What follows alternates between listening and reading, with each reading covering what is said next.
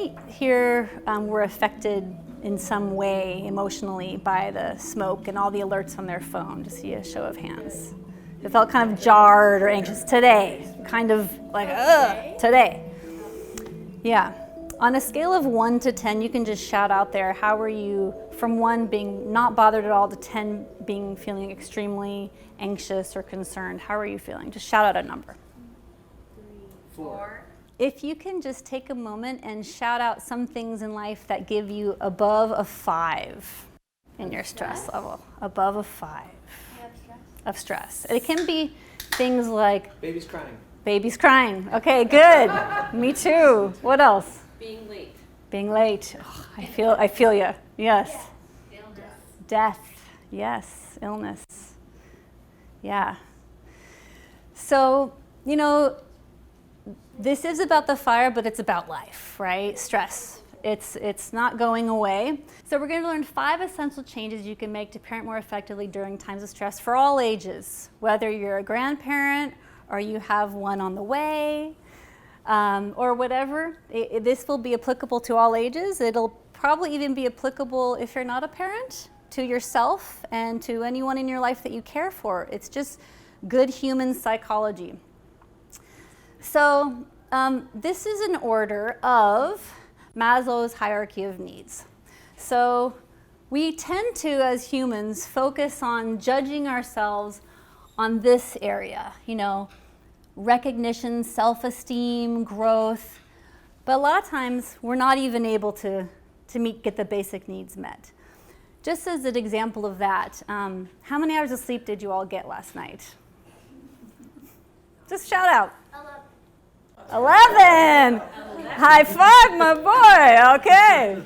Who got less than 11 or less than 8? Who got 6 hours or less? Raise your hand high. Okay. So that's the majority of you. Got less than you were supposed to. Why is this so important? So you really cannot neurologically come to anything in this top part of Maslow's pyramid unless you get the basics done. And I know it sounds trite and something you might already know, but I'm here to neurologically push you and to help you remember it's that important. Why?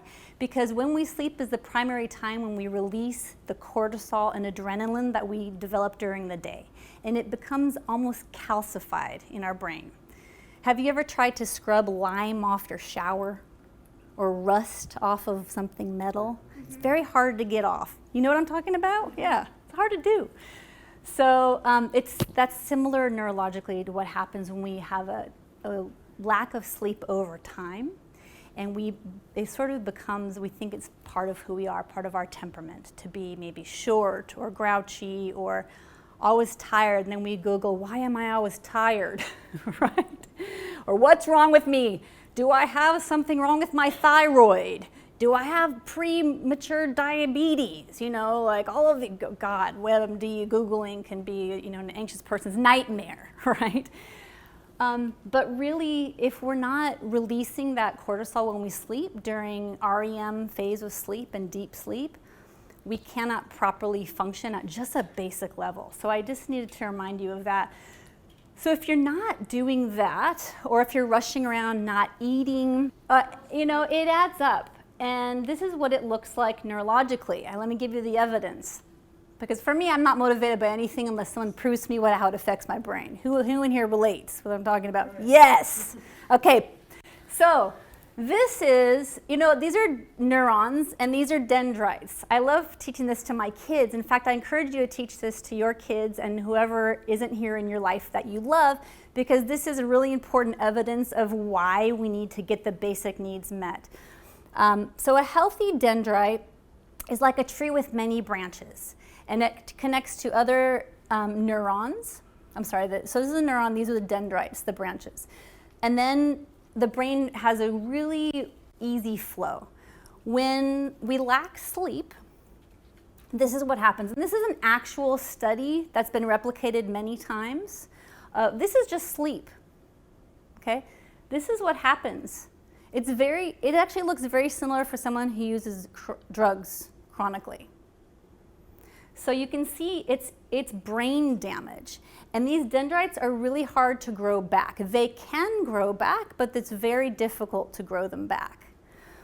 So over time, you end up having a brain that is really either not adequately firing or misfiring or firing very slowly, which means that any stress that comes, it's sort of like jelly, right? It's very, very slow to be released. But when you have your basic needs met, you can just move right along. And that's one of my, I mean, you remember all how beautiful babies and toddlers are, how they smile and giggle about a butterfly, right? And how easy they have joy. And a lot of that has to do with this, okay? This is what our right is. This is what we're all meant to be.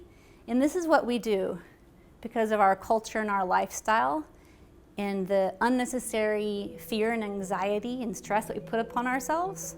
This is what we do to ourselves. This is self-made.